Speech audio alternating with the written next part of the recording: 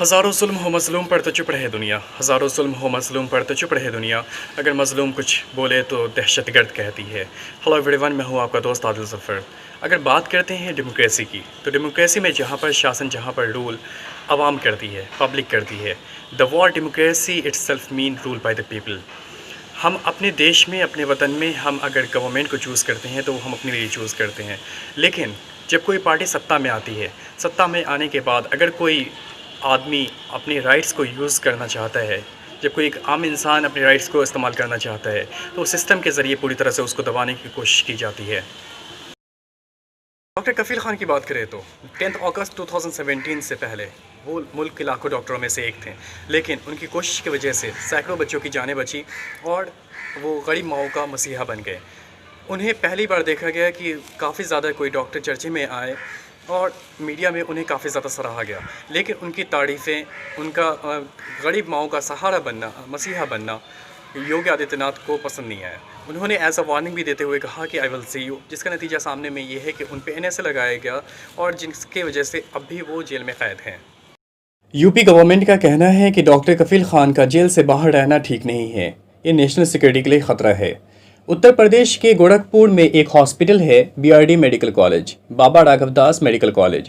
یوگی آدتیہ ناتھ گورکھپور سے 5 مرتبہ وہ MP رہ چکے ہیں۔ 10 اگست 2017 میں اسی BRD میڈیکل کالج میں آکسیجن ختم ہو گیا تھا۔ آکسیجن کی کمی کی وجہ سے تقریباً 63 بچوں کی موت ہو گئی تھی۔ ہاسپٹل کی مینجمنٹ کو پتا تھا کہ ایمرجنسی سلنڈر کا یوز کیا جا سکتا ہے، لیکن یہ صرف 2 گھنٹے ہی چل سکتا ہے۔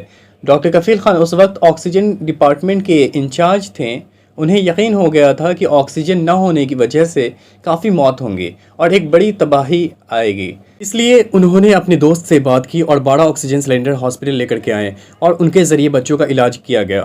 ان کی اس کوشش سے کافی بہتری آئی۔ اگر ڈاکٹر کفیل خان باہر سے آکسیجن نہیں لاتے تو کافی تعداد میں بچوں کی موت ہو جاتی، جس کے بعد ڈاکٹر کفیل خان کی اس کام کی وجہ سے ان کی کافی زیادہ تعریف ہوئی اور میڈیا میں کافی زیادہ چرچے میں آئے، لیکن وہی یوگی گورنمنٹ کی کافی بدنامی ہوئی۔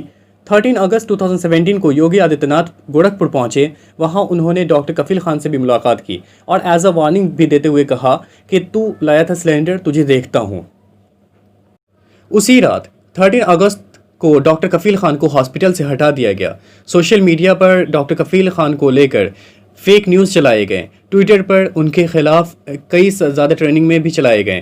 انہیں ہیرو سے سیدھے زیرو بنا دیا گیا اور انہیں ٹریٹر کے روپ میں پیش کیا گیا۔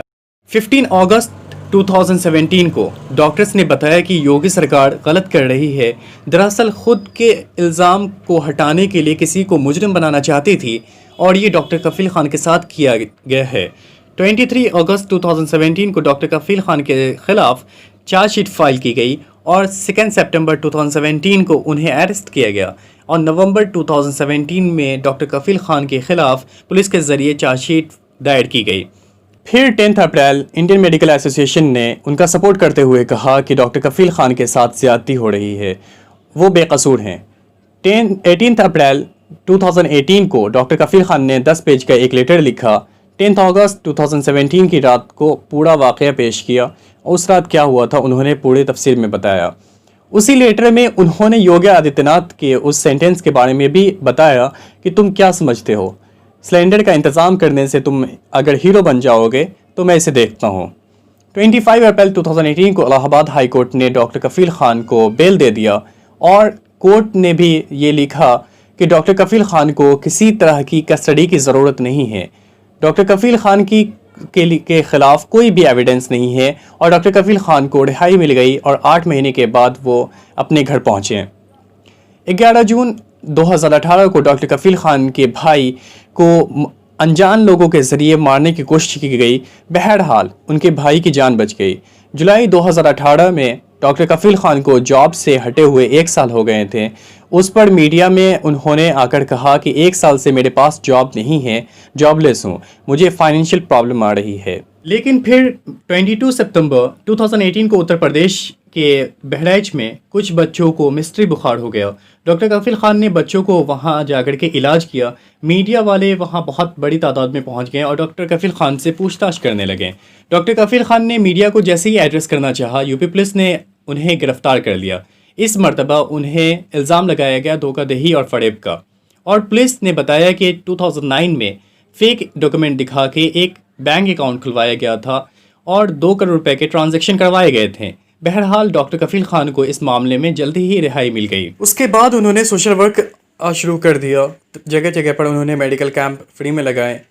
मार्च 2019 में इलाहाबाद हाई कोर्ट ने यूपी गवर्नमेंट से कहा कि डॉक्टर कफील खान के ख़िलाफ़ जो केस चल रही है उसे सिर्फ 3 महीने में उनकी इंक्वायरी मुकम्मल की जाए और उसे ख़त्म किया जाए। सितंबर 2019 को मीडिया में ख़बर आ गई कि डॉक्टर कफील खान के ख़िलाफ़ जो इल्ज़ामात है वो सब फेक है। एक इंक्वायरी में उन्हें क्लीन चिट दे दिया गया। कुछ घंटों के बाद ये बात मीडिया में बहुत ज़्यादा फैल गई, लेकिन कुछ ही देर के बाद गवर्नमेंट का रिएक्शन सामने आया और उन्होंने कहा कि क्लीन चिट नहीं है, डॉक्टर कफील खान को अभी क्लीन चिट नहीं दी गई है।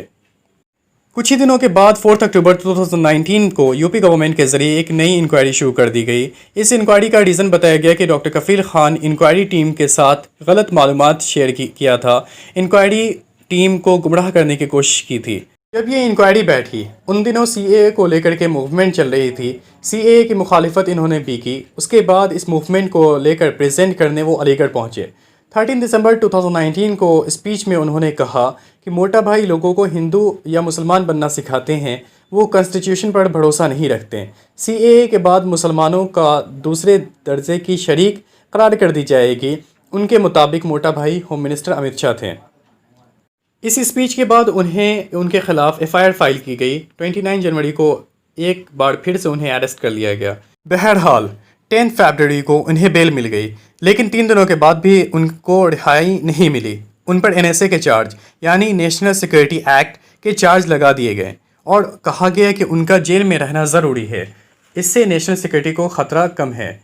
NSA काफ़ी ड्रैकोनियन लॉ है जहाँ पर सरकार को बहुत ज़्यादा पावर देती है, जबकि जुडिशरी इस मामले में बिल्कुल बेबस हो जाती है। NSA के अंदर डिटेंशन 3 महीने तक होता है, लेकिन इसे 12 महीने तक बढ़ाया जा सकता है। 1980 में ये act prime minister Indira Gandhi ने पास किया था, जिसकी मुखालिफत हमेशा से होती रही है। कोरोना वायरस आने के बाद 19 मार्च 2020 को डॉक्टर कफील खान ने फिर प्राइम मिनिस्टर नरेंद्र मोदी को एक ख़त लिखा। उन्होंने अपील की कि मुझे जेल से बाहर निकाला जाए।